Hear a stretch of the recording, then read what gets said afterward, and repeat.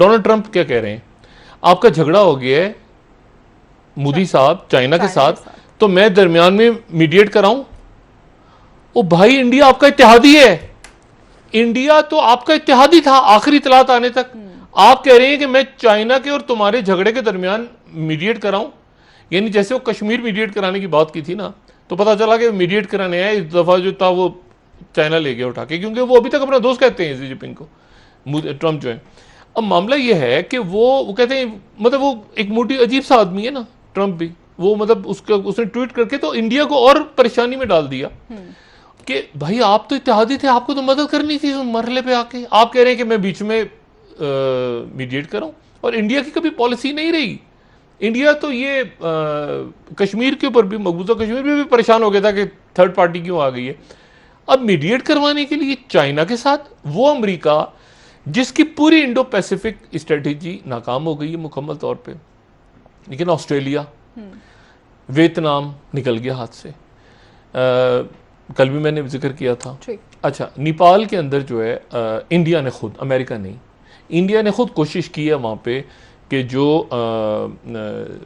जो हुकूमत में इस वक्त मौजूद हैं कम्युनिस्ट पार्टीज़, आपको पता है इंडिया के जो आर्मी चीफ होते हैं वहाँ के ऑनररी जनरल होते हैं, नेपाल के ऑनररी जनरल ने एक मुआहदे के तहत।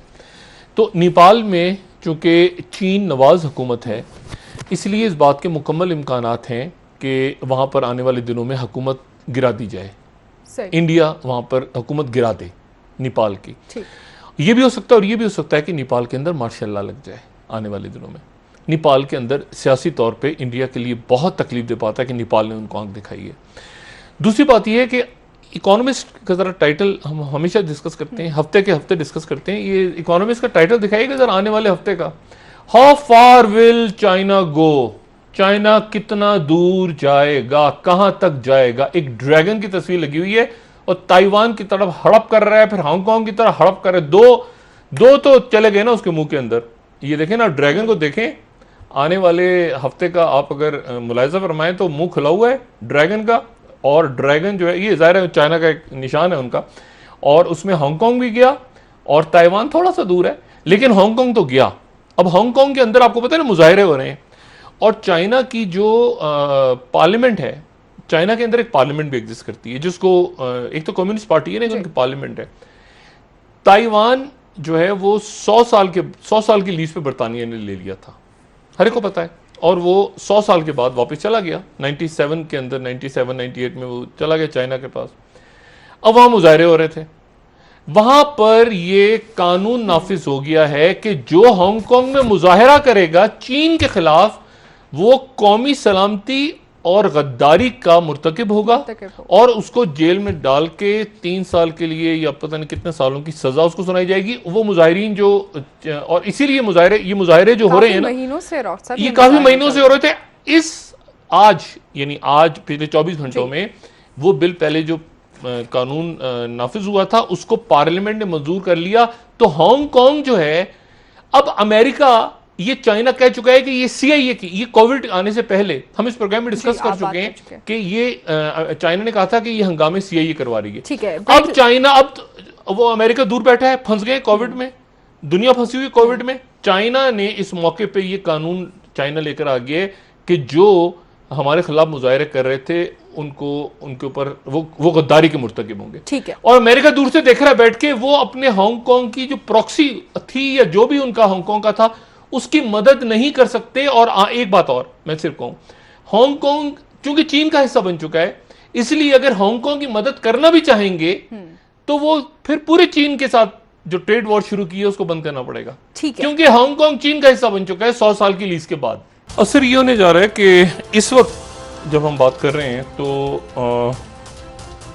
एक सल्तनत रियासत जवाल पजीर है और एक रियासत या सल्तनत जो है वो दोबारा सोई हुई जाग उठी है, वो ड्रैगन है। ठीक है, स्नेक और ड्रैगन। अच्छा, स्नेक खुद भी अपने अल्फाज में इस्तेमाल करते हैं उसको, मतलब वो बुरा नहीं मानते इस बात को। अच्छा, वो एक तरह से वो खौफनाक किस्म का वो कहते हैं स्नेक एंड ड्रैगन्स। अच्छा, तो ये ड्रैगन जो है ये भी एक उनका। अच्छा, अब मामला ये है कि एक मुल्क जो है वो जवाल पजीर हो रहा है, एक ताकत जा रही है और दूसरी ताकत उभर रही है। और उसकी जो पहली झड़प हुई है, पहली लड़ाई हुई है, वो हुई है इंडो पैसिफिक रीजन में। और इससे पहले जो हो रही थी तो वो भी यहीं हो रही थी, अफगानिस्तान में हो रही थी, अफगानिस्तान में, लेकिन चाइना नहीं था, और तालिबान के साथ हो रही थी अमेरिका की। लेकिन इस दौरान ये हुआ कि चाइना खामोशी से 9/11 के बाद उभर के सामने आ गया। अब आप ज़रा तसव्वुर करें कि ये लद्दाख पे क्या हुआ है। अब मैं आपको बताता हूँ ना कि पाकिस्तान में ये पाकिस्तान के सियासी निज़ाम पे क्या, मैंने आपसे कहना ज़रा थोड़ा सा साइड पे कर देते हैं, नैब, एहतसाब, इन सारी चीज़ों को साइड। मैं आपसे कह रहा हूँ कि सिस्टम गिर रहा है। सिस्टम, जो मैं बार बार कह रहा हूँ ना कि सिस्टम गिर रहा है और गिरता हुआ नज़र आएगा आपको। ये जो मौजूदा सिस्टम है पाकिस्तान के अंदर, मौजूदा आइन, कॉन्स्टिट्यूशन, जमहूरी हैं सारे, इसको दोबारा लिखे जाने का वक्त आ चुका है। इस सिस्टम को चाइना एक्सेप्ट नहीं करता। खुल के बात कर लेते हैं ना, इस सिस्टम को चाइना, ये सिस्टम जो बना था तो उस वक्त बना था जब 1947 में यहाँ से बरतानिया गया था जी। और बरतानिया का जो एक पार्लिमानी सिस्टम था, वाइसराय थे, और ये, और आपको पता है ना कि पाकिस्तान पहले गवर्नर जनरल हमारे कायद आज़म मोहम्मद अली जिन्ना थे, लेकिन गवर्नर जनरल किसको रिपोर्ट करते थे? पहले गवर्नर जनरल, दूसरे गवर्नर जनरल रिपोर्ट किसको करते थे? मलका बरतानिया को। ठीक है, तो बात यह है, यानी इलेक्शन तो नहीं होता था ना गवर्नर जनरल्स का। तो एक अरसा हमें लगा कि हम उसके बाद जैसे तैसे करके एक आइन बन रहा है, दूसरा आइन बन, लेकिन जो भी आइन बनता था वो ऐसे इसी तरह से बनता था कि अयूब खान जो है वो जा रहे हैं तो उनका इस्तकबाल हो रहा है न्यूयॉर्क में। उसके बाद जनाब उससे पहले भी जो लियाकत अली खान साहब, ये बाकी जो लोग थे, वो भी बरतानिया, आपको फुटेज नज़र आएगी बरतानिया की, या आपको फुटेज नज़र आएगी अमेरिका की, और हम खुश होते हैं बड़ा देख के। ये वो दौर है जब चाइना जो है वो, चाइना के अंदर बिल्कुल चाइना गायब था, और चाइना जो है वो ओपियम वॉर्स और खाना जंगी और माओज़ेतुंग और ये वो सारा, वो बिल्कुल चाइना जो था वो एक पसमानदा मुल्क था, पर पसमानदा उसको वजूद ही नहीं था। 49 में तो वो आज़ाद हुआ है। अब मामला ये था, तो हम सारे के सारे जो हैं हम देखते थे कि पाकिस्तान के अंदर आइन कैसा बनेगा, तो ऐसा बनेगा, तो ये होगा, तो फलां होगा, तो ये होगा। होते होते होते होते होते होते वो सिस्टम चलता रहा। जो वो सिस्टम खुद ब खुद दम तोड़ रहा था, ये कई महीनों से या सालों से खुद ब खुद, तो ये वो वक्त था जब चाइना इमर्ज होकर सामने आ रहा था, और हमें बतौर पाकिस्तानी पता चल रहा था कि ये सिस्टम कहीं ऊपर नीचे हो रहा है। पाकिस्तान के अंदर पार्लिमानी जमहूरियत चल नहीं रही। जमहूरियत ने जो चलना है या नहीं चलना, अल्लाह जाने क्या होना है, लेकिन ये पार्लिमान, ये मौजूदा इररिलेवेंट पार्लिमान, जो मैं कई दफ़ा तो उसको कोस भी चुका हूँ कि उसको उठा के दफनाते क्यों नहीं इस मुर्दे, ये किस मर्ज की दवा है जो सिर्फ गालियाँ देने के लिए। अच्छा, अब लोग भी सारे बाहर आ गए हैं। पहले तो ये था कि वो एयाज सादिक कह रहा हूँ, असद कैसर साहब किसको प्रोडक्शन ऑर्डर जारी करते हैं, किसके नहीं करते। खुर्शीद साहब अंदर हैं सिर्फ, शायद बाकी तो सारे बाहर हैं, तो खुद ही आ जाएंगे। वो इजलास 5 जून को बुलाया हुआ है, तो सारे आ जाएंगे। अब कैसे इजलास होगा? 1 महीना इजलास चलना है, तो क्या गालिम गलौज के अलावा और कुछ होगा? तो इसलिए ये जो सिस्टम है पाकिस्तान का, ये सिस्टम देख के बनाया गया था उस वक्त जिस वक्त दुनिया किसी और तरफ देख रही थी। अब दुनिया जो है वो किसी और तरफ जा रही है, तो पाकिस्तान का जो सिस्टम निज़ाम है वो एक तो गिर रहा है, पुराना निज़ाम खुद ब खुद गिर रहा है। और मैं कहता हूँ आपको गिरता हुआ नजर आएगा, ठोकरों में जाता हुआ नजर आएगा, और ठोकरों में, लिटरली ठोकरों में, कचरे में लोग इसको फेंक चुके हैं ऑलरेडी। पब्लिक से आप पूछिए ना, तो सिस्टम जो है, अदालत बार बार पूछ रही है ना कि कौमी पॉलिसी बनाए आप। अब कौमी पॉलिसी ठीक है ना, कौमी पॉलिसी, यानी आप ये देखें कि पार्लियामेंट का इजलास कश्मीर पे नहीं आप बैठ सकते, आप कोविड-19 पे नहीं बैठ सकते, आप जो हैं कल को खुदा ना खास्ता कोई जंग छिड़ गई तो क्या होगा? ठीक है ना, 18वीं तरमीम में अलग अलग सूबे कहेंगे उधर से हम जा रहे हैं चलते हुए, उधर से हम जा रहे हैं चलते हुए, ऐसा नहीं होता। तो बात यह है कि पाकिस्तान जब इस पोस्ट कोविड फेज से निकलेगा, तो इस दौरान एक नई सामने आपके एक दुनिया होगी, जहाँ पर जिस दुनिया में, अब देखें ना, कहाँ है amnesty international, human rights watch, पूरा जो तमाम का तमाम इन्होंने बंद कर दिया। तमाम का तमाम जो सिस्टम था, एक सेकंड, लेकिन डॉक्टर साहब माजरत जी, पॉलिसी की बात तो हो रही है एक अरसे से। वज़ीर आज़म साहब भी ये कह चुके हैं, सिस्टम में ख़राबियों का तज़किरा कर चुके हैं, लेकिन क्या आप समझ सकते हैं ये बात को कि अभी जिस सिस्टम की बात वज़ीर आज़म साहब कर रहे हैं तो उनके पास इक़्तिदार है और उन्हीं को इसको करेक्ट करना चाहिए?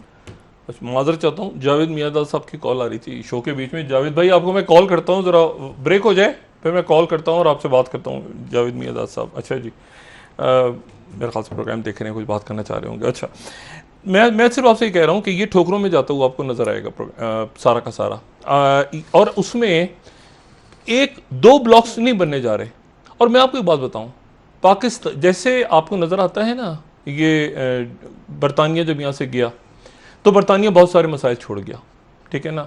एक यहाँ पे मैं बतौर पाकिस्तानी, ठीक है हमारे बॉर्डर्स हैं, लेकिन मैं बतौर पाकिस्तानी, ठीक है कायद आज़म मोहम्मद अली जिन्ना अल्लाह ताला उनके दर्जात बुलंद करे, वो बड़े लीडर्स थे, बड़े वो भी और नेहरू जो भी उनके दरमियान हुआ, लेकिन मज़ा नहीं आया। ये कश्मीर और बाकी इश्यूज़ जो बरतानिया छोड़ गया, जो हमने बहालत मजबूरी माना, चीन ने भी चीन भी उठा है ना दोबारा, तो कह रहा है ना हमें हमारे इलाके चाहिए। तुर्की भी कुछ कह रहा है ना, तुर्की भी तो कुछ कह रहा है कि सल्तनत उस्मानिया में से क्या क्या निकला था। ठीक है, तो हांगकांग भी ले गया ना वापस चाइना, ताइवान को भी खाने जा रहे हैं ना ड्रैगन। तो हमारे भी तो कुछ इलाके इधर उधर गए हुए हैं, हमारे भाई कब तक कर्फ्यू में पड़े हुए हैं, वो भी हमें वाजे लगा रहे हैं। ये जो बर्फ पिघलेगी अभी, मैं सिर्फ एक बात कहूँ, लद्दाख में चाइना आ गया, जैसी बर्फ पिघली। क्यों आया चाइना? मुझे बताएं, अचानक चाइना कहाँ से आ गया लद्दाख में और इससे कम में? बर्फ पिघलने का इंतजार। बिल्कुल ऐसी है डॉक्टर साहब, थोड़ी सी बर्फ और पिघलेगी, पाकिस्तान को भी अब फैसले वो सियाचिन की पहाड़ियां, वो क्या है वो उसको तो नंबर के हिसाब से होता है ना।